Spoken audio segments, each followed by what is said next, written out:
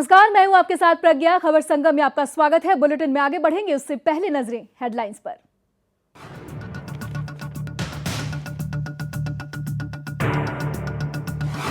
National Herald case में सोनिया राहुल को मिली राहत। दिल्ली हाई कोर्ट ने पटियाला हाउस कोर्ट के फैसले को किया खारिज।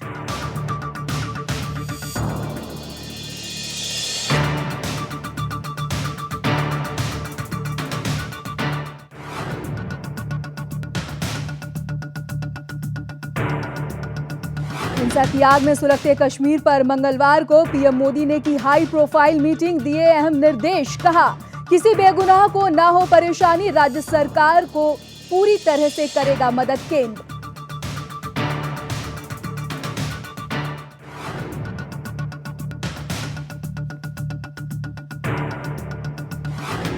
आतंकी बुरहान वानी के मारे जाने के बाद भड़की कश्मीर हिंसा पर पाकिस्तान को बड़ा झटका। अमेरिका ने पाक को सुनाई खरी खोटी। कहा, यह भारत का है आंतरिक मामला।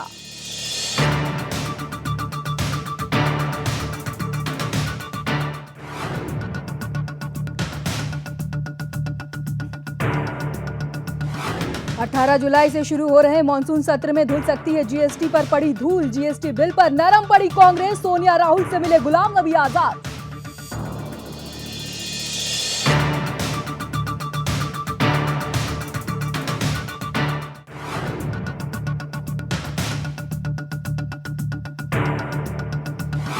और मध्य प्रदेश, असम समेत देश के कई राज्यों में बारिश और बाढ़ जैसे हालात। लोग राहत शिविर में रहने को हो रहे हैं मजबूर।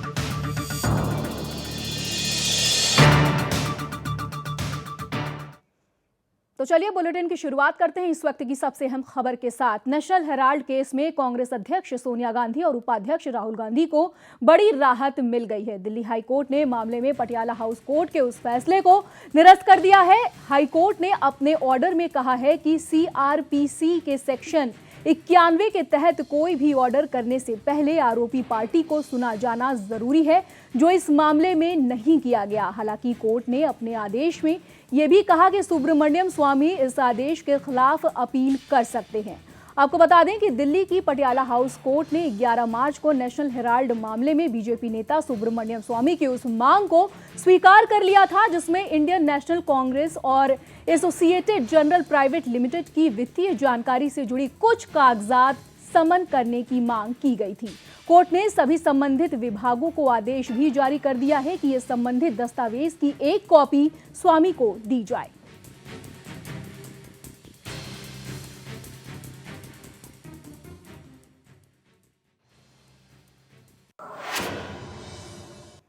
तो चलिए खबरों में बढ़ते हैं आगे। जम्मू कश्मीर में हिंसक प्रदर्शनों को लेकर प्रधानमंत्री नरेंद्र मोदी ने मंगलवार को बैठक की। 7RCR में हुई ये बैठक लगातार 2 घंटे तक चली।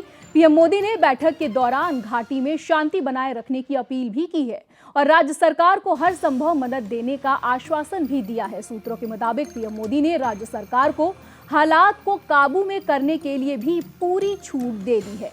पीएम मोदी ने बैठक में राज्य सरकार को हालात का सामना बेहतर तरीके से करने को कहा है। इसके साथ ही केंद्र सरकार की पूरी मदद करने का भी आश्वासन दिया है।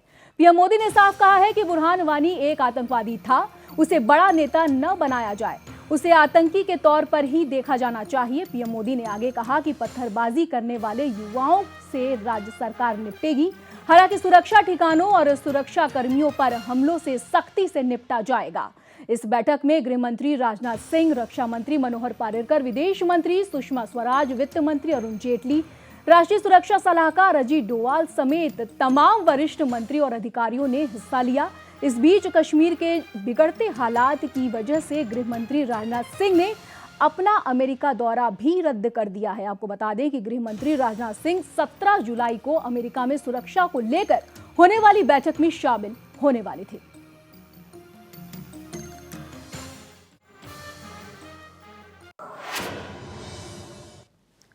प्रधानमंत्री जी ने जम्मू कश्मीर की जनता से ये अपील की है कि शांति बनाए रखें, अमन बनाए रखें, ताकि स्थिति जल्द सामान्य की ओर लौट जाए। उन्होंने ये भी आशा व्यक्त की है कि किसी निर्दोष को किसी प्रकार की असुविधा ना हो, किसी प्रकार का नुकसान ना पहुंचे, हानि ना पहुंचे। साथ ही साथ प्रधानमंत्री जी ने अमरनाथ यात्रा के संचालन पर संतोष व्यक्त किया है और ये भी उम्मीद जाहिर की है कि आने वाले समय में जिस प्रकार का भी सहयोग या जिस प्रकार की भी सहायता प्रदेश सरकार को केंद्र से अपेक्षित होगी, वो प्रदेश सरकार को हर प्रकार की सहायता एवं सहयोग केंद्र की ओर से उपलब्ध करवाया जाएगा। कुल मिलाकर के प्रधानमंत्री जी ने जम्मू कश्मीर की परिस्थिति पर चिंता भी व्यक्त की, मार्गदर्शन भी दिया और शांति एवं अमन की अपील भी की। जम्मू कश्मीर में हिजबुल मुजाहिदीन कमांडर और पोस्टर बॉय बुरहान वानी की मौत का रोना रोकर भारत की कार्रवाई को गलत बताने वाले पाकिस्तान को अमेरिका की ओर से तगड़ा झटका लगा है। अमेरिका ने कहा है कि कश्मीर भारत का आंतरिक मामला है और सभी पक्षों को बुरहान वानी के मारे जाने के बाद घाटी में भड़के तनाव का शांतिपूर्ण समाधान निकालने की कोशिश करनी चाहिए। अमेरिकी विदेश विभाग के एक प्रवक्ता ने कहा कि हमने कश्मीर में भारतीय बलों और प्रदर्शनकारियों के बीच झड़पों की खबरें देखी थी और हम हिंसा से चिंतित हैं। हम सभी पक्षों को शांतिपूर्ण समाधान ढूंढने की दिशा में काम करने को प्रोत्साहित करते हैं। आपको बता दें कि पाकिस्तानी पीएम नवाज शरीफ ने एक बयान जारी किया था जिसमें कहा गया था कि वो कश्मीर में बुरहान वानी के मारे जाने से सदमे में है। इसके बाद पाकिस्तान की ओर से ये भी कहा गया कि वो कश्मीर का मुद्दा अंतर्राष्ट्रीय मंच पर उठाएगा। ऐसे में अमेरिका के बयान से पाकिस्तान फिर से अलग थलग पड़ता हुआ नजर आ रहा है।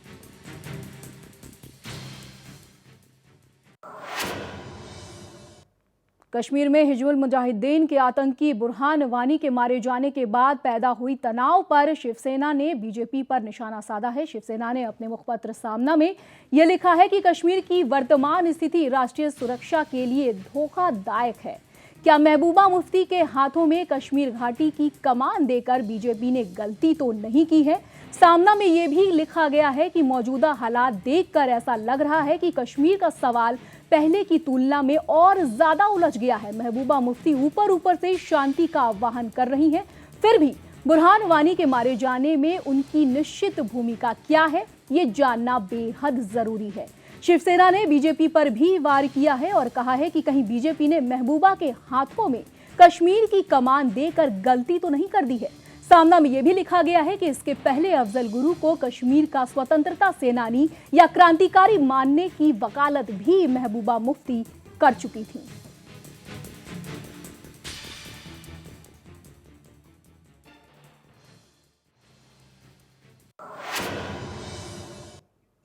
हिजबुल मुजाहिदीन कमांडर बुरहान वानी के मारे जाने पर कांग्रेस नेताओं के बयान का स्वागत करते हुए केंद्रीय मंत्री एम वेंकैया नायडू ने पाकिस्तान का जिक्र किया और कहा कि आतंकवादियों को पड़ोस से समर्थन मिल रहा है। उन्होंने इस संबंध में कांग्रेस अध्यक्ष सोनिया गांधी के बयान की सराहना भी की। I appeal to all media agencies across the country to exercise restraint while reporting on killing of terrorists. One should not create sympathy for terrorism. Terrorist is a terrorist, is an anti-national.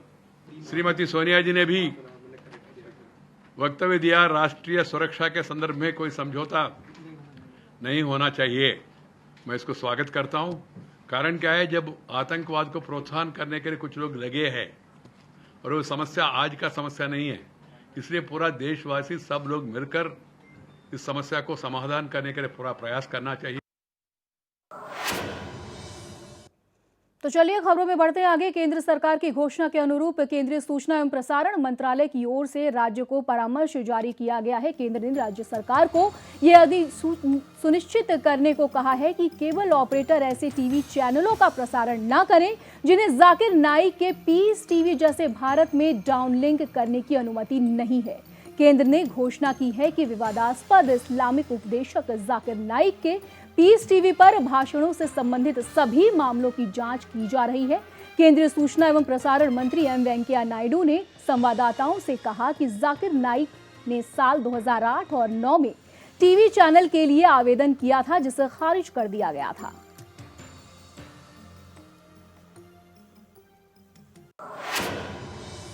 Department have now written to all the states to the chief ministers and also to the district magistrates and superintendent of police that they should take a proactive role and take needed action against the unauthorized downloading, transmitting of the unauthorized content of any channels. As the matter is concerned with regard to the national security and social harmony, I appeal to all concerned, the law enforcing agencies, please put a strict whistle. Bharat दक्षिण Sudan से अपने नागरिकों को निकालने की योजना बना रहा है, जहां सरकार समर्थक और विरोधी गुटों के बीच संघर्ष के चलते हिंसक घटनाएं बढ़ गई हैं। भारतीय नागरिकों को युद्धग्रस्त देश में न जाने का परामर्श भी दिया गया है। विदेश मंत्रालय ने कहा है कि भारतीय नागरिकों की सुरक्षा सुनिश्चित करने के लिए हर कदम उठाए जा रहे हैं और उस देश की स्थिति स्थिर बनी हुई है।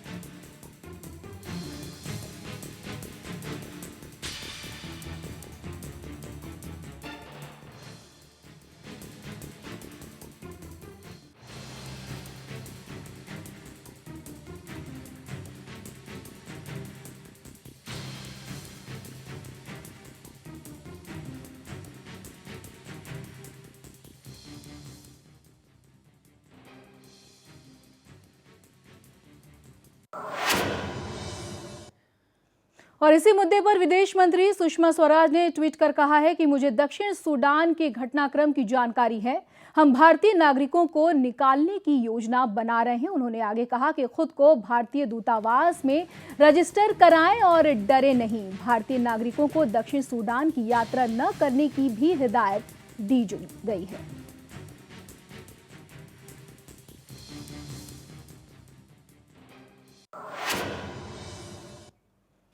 बढ़ते आगे, 18 जुलाई से शुरू हो रहे संसद के मॉनसून सत्र में धुल सकती है जीएसटी पर पड़ी धूल। जी हां, आपको बता दें कि कांग्रेस जीएसटी बिल को लेकर नरम पड़ती दिखाई दे रही है। कांग्रेस अध्यक्ष सोनिया गांधी और उपाध्यक्ष राहुल गांधी से यूपी प्रभारी गुलाम नबी आजाद की अहम मुलाकात के बाद ऐसे संकेत सामने आए हैं।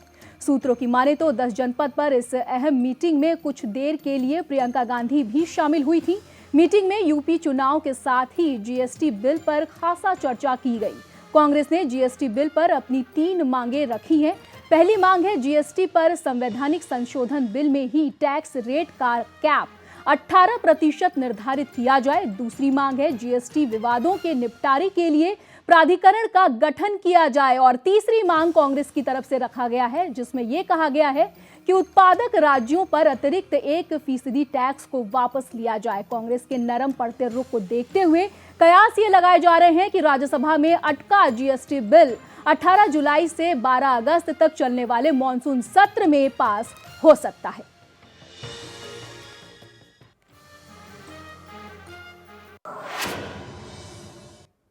और अब खबर उत्तर प्रदेश से। उत्तर प्रदेश चुनाव से पहले कांग्रेस को सियासी झटका लगा है। उत्तर प्रदेश कांग्रेस अध्यक्ष निर्मल खत्री ने अपने पद से इस्तीफा दे दिया है। सूत्रों के मुताबिक निर्मल खत्री ने कांग्रेस अध्यक्ष सोनिया गांधी को अपना इस्तीफा भेज दिया है। बताया यह भी जा रहा है कि पार्टी हाईकमान ने उनका इस्तीफा स्वीकार भी कर लिया है।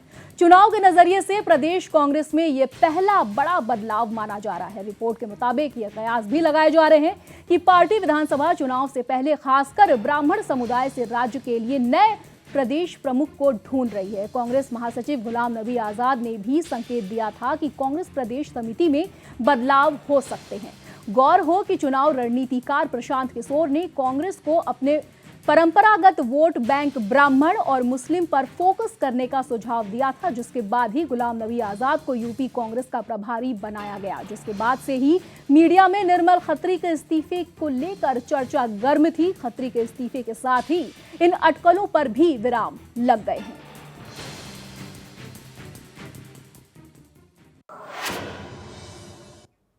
दिल्ली सरकार और मुख्यमंत्री अरविंद केजरीवाल अक्सर केंद्र सरकार पर दिल्ली के विकास में सहयोग न करने का आरोप लगाते हैं, लेकिन केंद्र सरकार के शहरी विकास मंत्री और डीडीए ने दिल्ली के विकास को लेकर कई घोषणाएं की हैं, जिसमें दिल्ली को जाम मुक्त बनाने के उपायों के साथ साथ डीडीए की तरफ से सार्वजनिक सुविधाओं और सामाजिक कामों के लिए अलॉट किए जाने वाले जमीन के प्रीमियम रेट में कटौती शामिल है।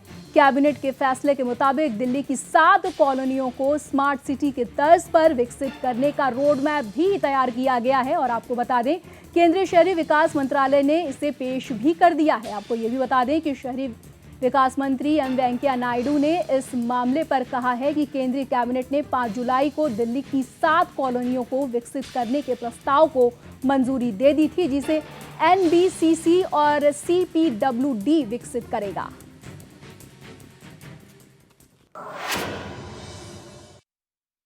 The cabinet meeting held on 5th July has approved the proposal of my ministry for redeveloping 7 GPRA colonies. Sarojini Nagar, Netaji नगर, नवरोजी नगर के तीनों कॉलोनीज को रीडेवलपमेंट होगा एनबीसीसी के द्वारा। कस्तूरबा नगर, त्यागराज नगर, श्रीनिवासपुरी और महोदापुर, ये चारों का डेवलपमेंट होगा पब्लिक वर्क्स डिपार्टमेंट सीपीडब्ल्यूडी के द्वारा। चलिए और अब खबर देश के विभिन्न हिस्सों में लगातार हो रही भारी बारिश से जुड़ी। भारी बारिश की वजह से मध्य प्रदेश का बुरा हाल है। आलम ऐसा हो गया है कि राज्य में अब तक 22 लोगों की मौत हो चुकी है, जबकि 9 लोग लापता बताए जा रहे हैं। भारी बारिश से प्रभावित 60,000 लोग राहत शिविरों में रहने को मजबूर हैं। मौसम विभाग ने होशंगाबाद और मालवा में तेज बारिश का अलर्ट भी जारी किया है, तो वहीं वाराणसी में भी गंगा का जलस्तर लगातार बढ़ता ही जा रहा है। घाट किनारे मौजूद कई मंदिर पानी में डूब गए हैं। गंगा में चलने वाली नावों को भी रोक दिया गया है। बारिश की वजह से यहां आने वाले श्रद्धालु और पर्यटक कम हो गए हैं। देश के पूर्वोत्तर के राज्य असम का हाल भी कुछ ऐसा ही नजर आ रहा है, जहां की ज्यादातर नदियां उफान पर हैं। बाढ़ प्रभावित इलाकों में लोगों के लिए राहत कैंप लगाए गए हैं। बताया यह भी जा रहा है कि असम में बाढ़ से प्रभावित लोगों की संख्या 90,000 के पार जा चुकी है। महाराष्ट्र में भी भारी बारिश से जनजीवन पूरी तरह से अस्त व्यस्त हो गया है। कई इलाकों का संपर्क पूरी तरह से कट गया है और दर्जनों गांव बाढ़ की चपेट में हैं।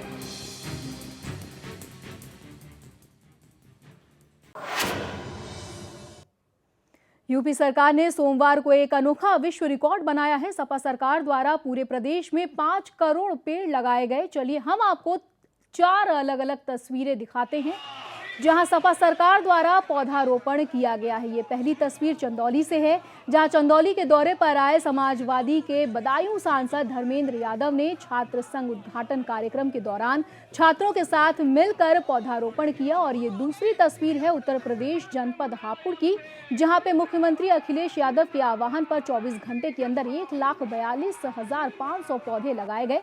ये पौधे जनपद में चिन्हित 16 जगहों पर लगाए गए। और तीसरी तस्वीर है उन्नाव की, जहां पे अखिलेश सरकार की महत्वाकांक्षी वृक्षारोपण कार्यक्रम बड़े पैमाने पर की गई। उन्नाव के 131 स्थलों पर 2 लाख से अधिक पेड़ लगाए गए और नया कीर्तिमान रचा गया।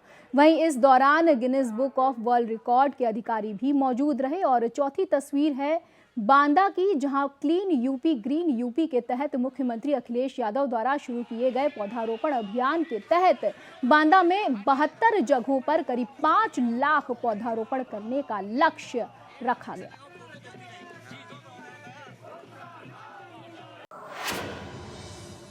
मैं समझता हूँ स्वतंत्र भारत के इतिहास में उत्तर प्रदेश ही नहीं बल्कि पूरे देश के लिए आज का दिन बड़ा ऐतिहासिक दिन है, जहां हम देश के और दुनिया के लोग पर्यावरण की समस्या से आज चिंतित भी हैं, परेशान भी हैं और दुनिया में बहस भी हो रही है। वहीं माननीय मुख्यमंत्री जी तमाम समस्याओं का समाधान आने वाली पीढ़ियों तक के लिए कैसे हो, इसका इंतजाम वो कर रहे हैं। ये जो 5 करोड़ वृक्ष पूरी प्रदेश में लगाए जाने हैं, उसी के तहत लगाए जा रहे हैं। ये मध्य गंगा नहर पे जो ये क्षेत्र है, इसमें 11,000 पौधे लगाए जाने हैं, जिसमें श्रमिकों और स्कूली बच्चों के सहयोग से 11,000 पौधे मध्य गंगा नहर पटरी पे लगाने का कार्य प्रारंभ करा दिया गया है। आज पर्यावरण हमारे प्रदेश और देश का ही संकट नहीं है, पर्यावरण पूरी दुनिया का संकट है। और ऐसी स्थिति में जब पूरी दुनिया पर्यावरण से परेशान है, आज हमारे बांदा जिले में करीब 78 जगहों पर 5,28,000 पेड़ लगाए जा रहा है इसको, और इसके लिए पूरी इंतजाम किया गया है। कल तो दिन भर बैठ के सारे जितने लोग ड्यूटियाँ लगाई गई है और कॉलेजों के लोगों को विभिन्न ऑफिसर्स की ड्यूटी लगाई गई है, जो मजदूरों की व्यवस्था है। फिर यहाँ पे स्पॉट पे कहीं कोई समस्या हादसा हो जाता है तो उसको स्वास्थ्य संबंधित पूरा इंतजाम किया गया है। तो आज भगवान की कृपा से वातावरण मौसम आप लोग जैसे स्वयं महसूस कर रहे हैं कि बहुत बेहतर बना हुआ है। अब खबर वाराणसी से, जहां वाराणसी पुलिस को एक बड़ी कामयाबी हाथ लगी है, जिसके तहत वाराणसी एसएसपी आकाश कुलहरी ने क्राइम ब्रांच की मदद से एक बड़े गिरोह का पर्दाफाश किया है। आपको बता दें कि पुलिस ने चाय की पत्ती की तस्करी कर रहे एक गिरोह को गिरफ्तार किया है। ये गिरोह एक ट्रक में करीब 30 लाख की चाय की पत्ती की तस्करी करते हुए पकड़ा गया है। पकड़े गए आरोपियों में आजमगढ़ का 5,000 का इनामी संजय यादव भी शामिल है। इसके साथ ही पुलिस को गिरफ्तार अभियुक्तों के पास से एक स्कॉर्पियो और बाइक भी बरामद की गई है। फिलहाल आरोपियों से पूछताछ लगातार जारी है।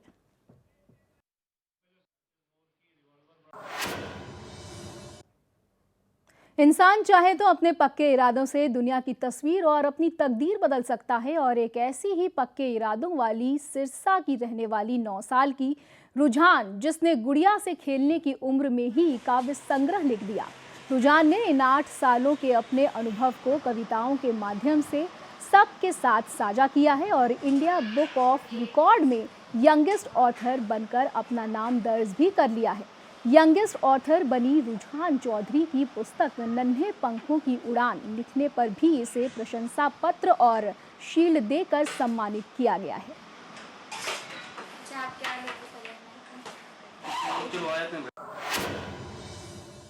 हमारे लिए एक बहुत प्राउड की बात है कि हमारी बच्ची इतनी छोटी उम्र में, मात्र 8 साल की उम्र में एक पूरी जो कविता संग्रह दे पाई, और जो सिरसा की जनपद काव्य संपदा की नाम की पुस्तक आई थी, उसमें भी इसकी 3 जो कविताएं आई।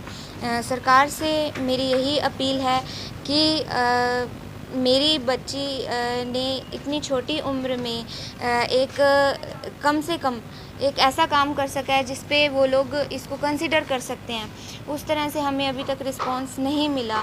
अगर वो लोग इस बच्ची को थोड़ा सा प्रोत्साहन दें तो मेरे ख्याल से इसके लिए भी और लड़कियों के लिए भी ये आगे प्रेरणा साबित हो सकती है। इसने India book of record break किया है। जो इसने किताब लिखी है नन्हे पंखों की उड़ान, जो कविताओं का संग्रह है, और उसमें इसने इतनी कम उम्र में लिख के वो रिकॉर्ड ब्रेक किया है, जो हमारे इलाके के लिए और देश के लिए बड़ी एक प्रशंसा की बात है।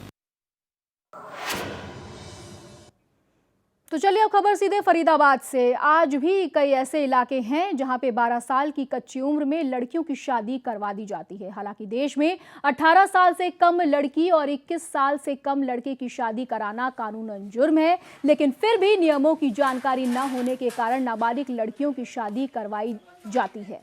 ऐसा ही एक मामला सामने आया है फरीदाबाद से, जहां 2 अलग अलग जगहों पर नाबालिग लड़कियों की शादी करवाई जा रही है। हालांकि पुलिस ने 2 स्थानों पर प्रोटेक्शन अधिकारी के साथ जाकर शादी रुकवा दी थी। वहीं अब इस मामले में दोनों पक्षों को अदालत में पेश किया जाएगा।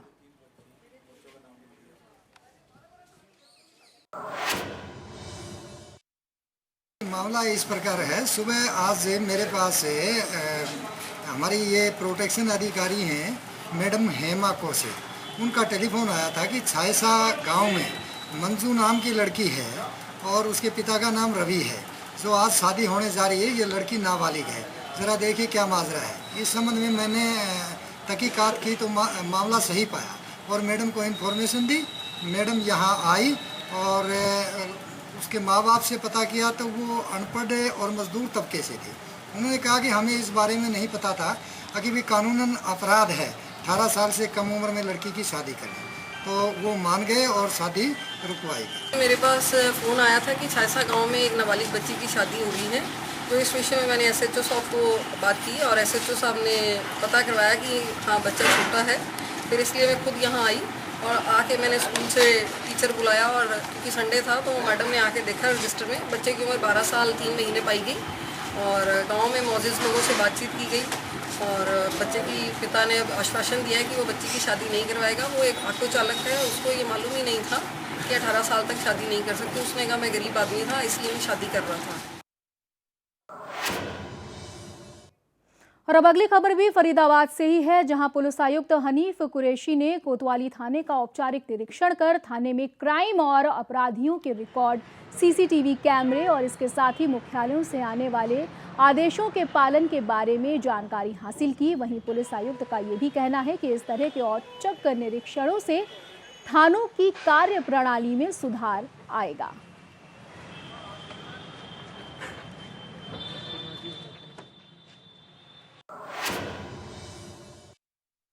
ये तो पुलिस स्टेशन का जो इनफॉर्मल इंस्पेक्शन होता है, औचक निरीक्षण होता है, उसी के अंतर्गत आज मैं यहाँ पे आया हूँ। यहाँ पे जो भी क्राइम और क्रिमिनल्स का रिकॉर्ड मेंटेनेंस है, CCTV कैमरास हैं, जो दूसरे काम हेडक्वार्टर से निर्देश आते हैं, उनकी कितनी कंप्लायंस हो रही है, तो इसी को देखने के लिए एक इंस्पेक्शन करने के लिए मैं आया हूँ। तो चलिए बढ़ते हैं अगली खबर की ओर। सरकारी विमानन कंपनी एयर इंडिया ने 7 और घरेलू मार्गों पर अपनी उड़ानों की अंतिम समय की टिकटों का किराया घटाकर राजधानी रेलगाड़ी के AC 2 टायर के किराए के बराबर लाने की घोषणा कर दी है। इन नए रूटों में नई दिल्ली से अहमदाबाद, गोवा और हैदराबाद का रूट शामिल है। कंपनी की इस पहल के तहत न्यूनतम किराया 2,240 रुपये तक किया गया है। इसके तहत टिकट उड़ान के तय प्रस्थान समय से 4 घंटे पहले से खरीदा जा सकेगा।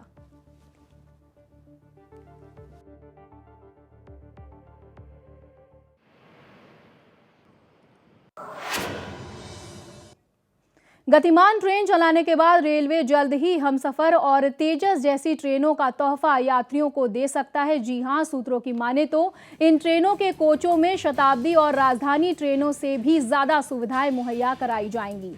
कपूरथला स्थित रेल कोच निर्माण फैक्ट्री में हाल ही में तेजस ट्रेन के कोच की डिजाइन फाइनल हो चुकी है और इसके बनाने का काम भी शुरू हो चुका है। कोच फैक्ट्री के PRO की माने तो तेजस के कोच बनाने में लगभग 1.5 महीने लग जाएंगे। वहीं हमसफर ट्रेन के हाईटेक कोच का काम पूरा हो चुका है। दोनों ही ट्रेनों के कोच लग्जरी यात्रा का एहसास कराएंगे।